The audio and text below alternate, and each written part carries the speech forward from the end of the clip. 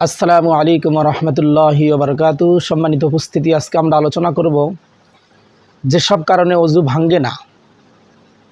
যেমন যদি কারো শরীরে সুই ঢুকে যায় তাহলে অজু ভাঙবে কি না। হ্যাঁ, শুধু সুই ঢুকলে অজু ভাঙ্গে না, তবে সুইটা বের করলে বা সুই ঢুকানোর পর যদি সেখান থেকে রক্ত ঝরে পড়ে তাহলে অজু ভেঙে যায়, পুনরায় অজু করতে হবে। জখম থেকে পোকা বের হলে অজু ভাঙবে কিনা। জখম থেকে বা কান থেকে পোকা বের হলে অজু নষ্ট হবে না। অনুরূপভাবে যদি কারো জখম থেকে গোস্তের টুকরা খসে পড়ে অথবা কেটে ফেলা হয় তারপরেও অজু ভাঙবে না, তবে সেখান থেকে যদি রক্ত ঝরে পড়ে তাহলে অজু ভেঙে যাবে। মহিলাদের স্তন থেকে দুধ বের হলে অজু ভাঙবে কিনা। না, মহিলাদের স্তন থেকে দুধ বের হলে অজু ভাঙবে না, চাই সেটা টিপে টিপে বের করা হোক অথবা বাচ্চা পান করার দ্বারা বের হোক, কোনোভাবেই অজু ভাঙবে না। এমনইভাবে বাচ্চাকে দুধ পান করানোর কারণেও মহিলার অজু নষ্ট হবে না। নামাজরত অবস্থায় বাচ্চাকে দুধ পান করালে নামাজ নষ্ট হবে কিনা বা অজু নষ্ট হবে কিনা। কোনো মহিলা নামাজে থাকা অবস্থায় যদি বাচ্চা তার দুধ পান করে তাহলে অজু নষ্ট হবে না ঠিক, কিন্তু উক্ত মহিলার নামাজ বাতিল হয়ে যাবে। চোখের ভিতরে গোটা ফেটে গেলে কি হবে। চোখের ভিতরে যদি কোনো গোটা থাকে আর সেটা যদি ফেটে যায়, সেখান থেকে পানি, রক্ত বা কোনো কিছু বের হয়ে যদি গড়ে পড়ে তাহলে অজু ভেঙে যাবে। অজু করার পর চুল দাড়ি কাটা যাবে কিনা। হ্যাঁ, অজু করার পরে চুল দাড়ি কাটা যাবে, কোনো সমস্যা নাই, এতে অজু ভঙ্গ হবে না। অজু করার পর নখ কাটা যাবে কিনা, এটাও কাটা যাবে, কোনো সমস্যা নাই। অজু করার পরে নখ কাটলে অজু নষ্ট হয় না। অন্যের সতরের দিকে নজর দিলে অজু ভাঙবে কিনা। অজু অবস্থায় অন্যের সতরে বা নিজের সতরের দিকে নজর করলে অজু নষ্ট হবে না, তবে বিনা প্রয়োজনে অন্যের সতর দেখা বা নিজের সতর দেখা গুনাহের কাজ, এ ব্যাপারে সতর্কতা থাকতে হবে। অজু অবস্থায় হাঁটু বের হলে অজু ভাঙবে কিনা। অজু থাকা অবস্থায় হাঁটু বের হয়ে গেলে বা সতর খুলে গেলে অজুর কোনো ক্ষতি হবে না, তবে প্রয়োজন ছাড়া সতর খোলা মাকরু, গুনাহের কাজ। কানের ভিতর থেকে পানি বের হলে অজু ভাঙবে কিনা, এটা গত পর্বেও আমি আলোচনা করেছিলাম। কানের ভিতর থেকে যদি পানি বের হওয়ার সময় ব্যথা অনুভব হয় এবং দুর্গন্ধযুক্ত হয় তাহলে অজু ভাঙবে, এছাড়া অজু ভাঙবে না। জখম, কারো শরীরে যদি কোনো জখম থাকে অথবা ফোড়া থাকে, কাটা থাকে, সেখান থেকে যদি অল্প অল্প করে পানি ঝরে তাহলে অজু ভাঙবে কিনা। জখম থেকে অল্প অল্প করে রক্ত বের হওয়ার সময় যদি তার উপর মাটি ছিটিয়ে দেওয়া হয় অথবা কোনো কাপড় লাগানো হয়, কাপড়টা যদি ভিজে যায় এবং তাহলে চিন্তা করে দেখবে যে যদি কাপড় দিয়ে না মোছা হতো অথবা মাটি ছিটিয়ে না দেওয়া হতো তাহলে রক্ত প্রবাহিত হতো কিনা। ধারণা যদি হয় প্রবাহিত হতো তাহলে অজু নষ্ট হয়ে যাবে, এছাড়া অজু নষ্ট হবে না। থুতুর সঙ্গে রক্ত কতটুকুন বের হলে অজু ভেঙে যায়। থুতুর সঙ্গে নির্গত রক্ত যদি এত অল্প পরিমাণ হয় যে থুতু সাদা বা হলুদ বর্ণের মতো দেখা যায় তাহলে অজু নষ্ট হবে না। আর যদি রক্ত থুতুর উপর প্রাধান্য পায়, যেমন রক্ত বেশি হওয়ার কারণে অথবা রক্ত ও থুতু সমান হওয়ার কারণে থুতু লাল রং এর মতো হয়ে গেছে অথবা রক্তই থুতু রূপ হয়েছে তাহলে অজু নষ্ট হয়ে যাবে, পুনরায় আপনাকে অজু করতে হবে।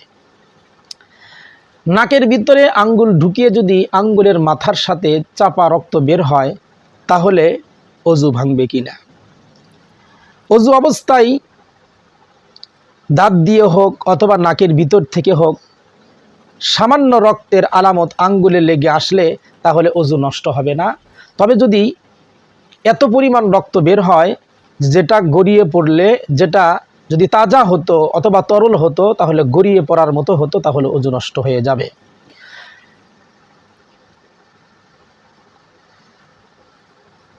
পেশাবের ফোঁটা পেশাবের রাস্তায় চলে আসা, পেশাব ফোঁটা যদি পেশাবের রাস্তায় চলে আসে তাহলে অজু ভাঙবে না, বরং পেশাবের ফোঁটা যখন বাইরে বের হবে তখনই অজু ভঙ্গ হবে।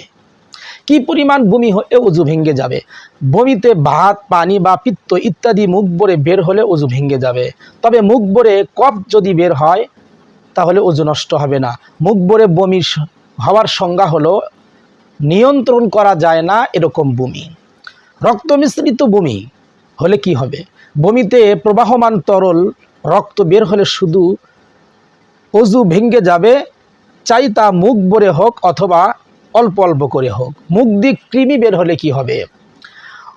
অল্প বমির সাথে যদি কৃমি বের হয় তাহলে অজু নষ্ট হবে না। হ্যাঁ, মুখ ভরে যদি বমির সাথে যদি কোনো কৃমি বের হয় তাহলে অজু নষ্ট হয়ে যাবে। শুধু কৃমি মুখ দিয়ে বের হওয়ার কারণে অজু নষ্ট হবে না। দুধ পানকারী মানে বমির হুকুম কি? বমি যদি মুখ ভরে হয় তা নাজাসাতে গলিজা, 1 দিরহাম পরিমাণ কাপড়ে লাগলে তা ক্ষমাযোগ্য, 1 দিরহামের অতিরিক্ত হলে নামাজ হবে না। সুতরাং শিশু দুধ পান করার পর যদি মুখ ভরে বমি করে তাহলে তা নাপাক।